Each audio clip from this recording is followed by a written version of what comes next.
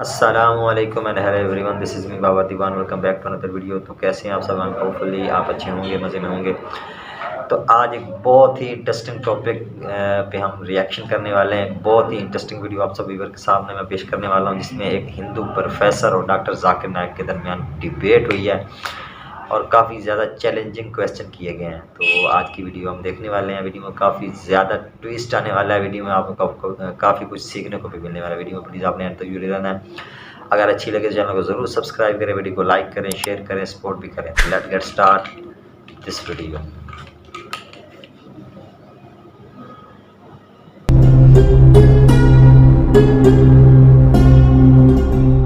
بسم اللہ الرحمن الرحیم۔ السلام علیکم ناظرین، دین دنیا چینل میں آپ کو خوش آمدید کہتے ہیں۔ ناظرین، آج کل عالم اسلام میں سب سے بڑی شخصیات کا ذکر کریں تو بلا شبہ ان میں ڈاکٹر ذاکر نائک صف اول میں نظر آئیں گے۔ ان کے ہاتھ پر جتنے غیر مسلم اسلام قبول کر چکے ہیں، اس کی مثال ملنا ناممکن ہے۔ بھارت جیسے ملک میں جہاں ہندوؤں کی بھرمار ہے، آپ نے ایک عالم کو اسلام کی روشن راہوں کا مسافر بنایا، اور ایسا بنایا کہ دوست دشمن سب حیران رہ گئے۔ اسی کو لے کر ان کا راستہ روکنے والے بھی بہت سے مرد و زن سامنے آ جاتے ہیں، جو اپنے تئیں علم کا خزانہ لے کر ان کے سامنے مذاکرے کے لیے آتے ہیں، مگر اپنا سمو لے کر رہ جاتے ہیں۔ جب ان کو پتہ چلتا ہے کہ جس چیز پر ان کے دلائل ہیں، اس کی حقیقت تو کچھ اور ہی ہے، اور ان کے سوالات اور اعتراضات کی ساری عمارت ڈاکٹر صاحب کے ایک ہی جملے سے ڈھہ جاتی ہے۔ آپ کو بتاتے چلے کہ ڈاکٹر صاحب بھارت میں رہائش کے دوران لیکچرز کا سلسلہ جاری رکھے ہوئے تھے، جہاں پر وہ سوال و جواب کا ایک الگ سے سیشن بلاتے تھے اور ہر کسی کے سوال کے جواب دلائل اور علم کے ساتھ دیتے۔ اسی دوران ان کے سامنے بہت سے ایسے ہندو بھی آئے جنہوں نے ان پر اعتراضات کی بوچھاڑ کر دی اور اپنے ترکش سے نت نئے تیر نکال کر آزمانا شروع کیے، مگر کند علم کی بھٹی میں تیار یہ تیر نشانے پر کبھی نہیں پہنچ پائے، کیونکہ ڈاکٹر صاحب کے علم کی ڈھال ایسی مضبوط تھی کہ آپ نے سب سوالوں کا منطقی اور دلائل سے بھرپور ایسا جواب دیا کہ سوال کرنے والے درمیان میں ٹوکنے کی ہمت بھی نہ کر پائے۔ ایسی ہی ایک خاتون بھی ڈاکٹر صاحب کے سامنے آئی اور اس نے آپ کو چیلنج دے دیا۔ بولنے لگی کہ میرے آخری پیغمبر سے متعلق چند اعتراضات ہیں، جن کا جواب اگر آپ دے دیں تو میں ابھی اسلام قبول کر لوں گی، اگر نہ دے پائے تو پھر بتائیے گا کہ ہماری مذہبی کتابیں سچی ہیں یا نہیں۔ ڈاکٹر صاحب نے یہ چیلنج قبول کیا تو وہ خاتون بولی، میرا سوال ذرا لمبا ہے، اس لیے مجھے پورا وقت دیجیے گا، درمیان میں ٹوکیے گا مت، کیونکہ میں پوری ریسرچ کر کے آئی ہوں، اور آج میں آپ کو منا لوں گی کہ ہندو مت سچا دین ہے، یا میں مان جاؤں گی کہ اسلام سچا مذہب ہے۔ ڈاکٹر ذاکر نائک نے اس خاتون سے کہا کہ آپ سوال کریں، میں آپ کو نہیں ٹوکوں گا۔ آپ نے کہا کہ آپ اسلام قبول کرنے کے لیے تیار ہیں، تو ٹھیک ہے، جتنا بھی لمبا سوال ہے آپ کریں، میں آپ کو پورا وقت دیتا ہوں۔ اس خاتون نے پھر اپنا تعارف کرایا اور اپنا سوال رکھا۔ اس نے کہا کہ میرا نام نیلما ہے اور میں لیکچرر ہوں، ساتھ ہی تقابلی مذاہب کی طالب علم بھی ہوں۔ میرا یقین ہے کہ جو بھی پیغمبر دنیا میں آیا اور اس سے متعلق اگر کوئی پیش گوئی کی گئی تھی تو اس پیغمبر کی اس پیش گوئی پر 100% پورا اترنا ضروری ہے۔ اگر کوئی 50% بھی اس پر پورا اترتا ہے تو یہ کافی نہیں۔ میرا سوال ہے کہ آپ نے بھوج پرانا کا حوالہ دیا تھا اور آخری نبی سے متعلق ہندو صحیفے سے باتیں بتا کر کہا کہ حضرت محمد صلی اللہ علیہ وسلم آخری نبی ہیں، مگر آپ نے یہ نہیں بتایا کہ انہوں نے وہ پیش گوئیاں پوری کی تھی یا نہیں۔ اشلوکوں میں لکھا ہے کہ آخری نبی ملیچھا ہوگا۔ اس کے 3 مطلب ہیں، ایک تو گناہگار، دوسرا برا انسان اور تیسرا باہر کا آدمی۔ تو آپ مجھے بتائیں کہ کیا آپ ہی کے بیان کے مطابق آخری نبی برے انسان تھے؟ کیا وہ گناہگار تھے؟ پھر اگلے اشلوک میں پیش گوئی کی گئی ہے کہ وہ ماروستل سے تعلق رکھتا ہوگا۔ اگر ماروستل کا مطلب دیکھیں تو اس کا مطلب بنتا ہے land of death. Land of death کو ہندی میں بنجر زمین کہا جاتا ہے، جس پر کاشتکاری نہ ہو سکے۔ تو کیا آخری نبی ماروستل سے تعلق رکھتے تھے؟ اس کے بعد تیسری پیش گوئی کی گئی کہ وہ آخری نبی پنج گو میں اور گنگا میں نہائے گا۔ گنگا عرب میں نہیں ہے، یہ بھارت میں ہے۔ پنج گو سے مطلب گائے کا دودھ، دہی، گھی اور پیشاب ہے۔ اشلوکوں کے مطابق تو محمد صلی اللہ علیہ وسلم کو پنج گو اور گنگا میں اشنان کرنا تھا،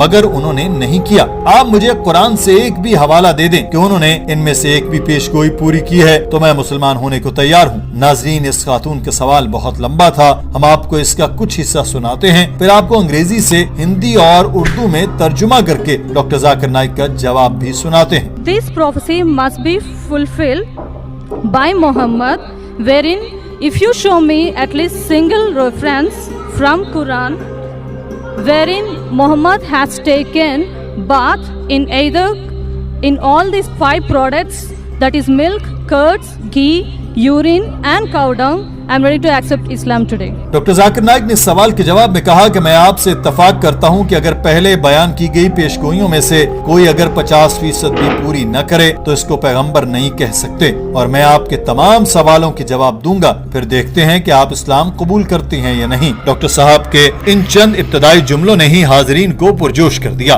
और तालियों की आवाज से हॉल गूंजने लगा। नाजरीन, आप ये मनासिर देखिए। Sister has rightly said that if the prophecy that you give, if more than 50% is not fulfilled, then the prophecy is wrong. I agree with you, sister. I agree with you. And I will answer all your 3 queries. Let's see whether you accept Islam or not today.